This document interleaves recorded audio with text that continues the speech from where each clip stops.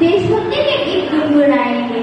वादा करो इस देश को कि दुनिया के सबसे प्यारा देश बनाएंगे। सभी भारतवासियों को भावी सोरठिया का नमस्कार। आजादी का महत्व वही समझ सकता है कि जिसने कभी गुलामी की हो। हम सब भाग्यशाली हैं कि हमें स्वतंत्र भारत में जन्म मिला है। यह आजादी हमें मुफ्त में नहीं मिली है।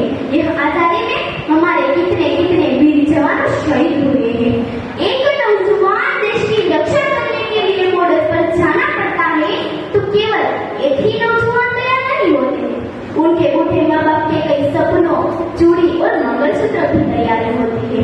कई वसंत तो कई आतंकवादी हमला में हमारे वीर जवान शहीद हो जाते हैं तो पता है क्या होता है?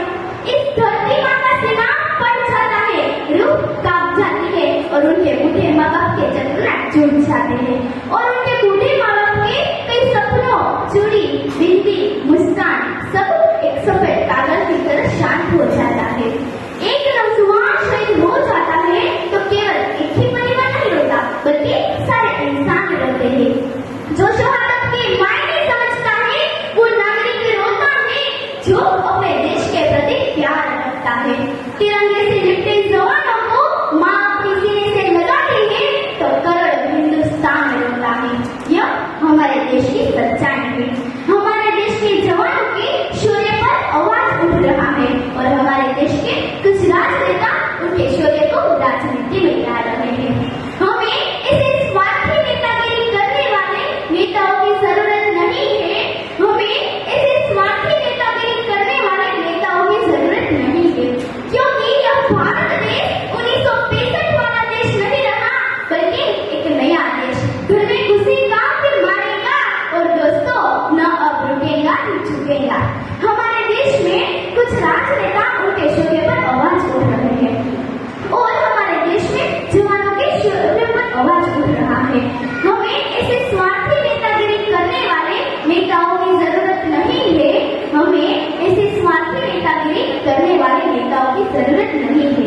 हम सबको मालूम होगा कि अंग्रेजों हमारे देश में व्यापार के लिए आए थे लेकिन हमको ही गुलाम बना दिया।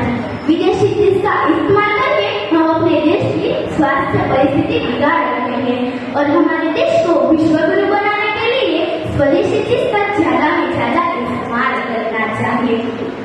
माननीय प्रधानमंत्री नरेंद्र मोदी जी के अनुसार लोकल को वोकल बनाना चाहिए। इस अवसर पर हम कसम खाते हैं कि लोकल को वोकल बनाएंगे, हमारे देश को स्वच्छ रखेंगे और स्वदेशी चीज का ज्यादा से ज्यादा इस्तेमाल करेंगे। अंत में कुछ पंक्ति कहकर मैं अपनी वाणी को विराम दूंगी कि भारत को कर बुलंद कर विश्व की हर इच्छा से पहले पूछ लो कि बोल बता तेरी रजा क्या है। बाकी तो ना ही मेरी उम्र बड़ी ना ही मेरा नाम बड़ा, बस मुझे तो ये छोटी सी बात में गर्व है कि मैं हिंदुस्तान की हूँ और हिंदुस्तान मेरा है। मैं हिंदुस्तान की हूँ और हिंदुस्तान मेरा है। धन्यवाद।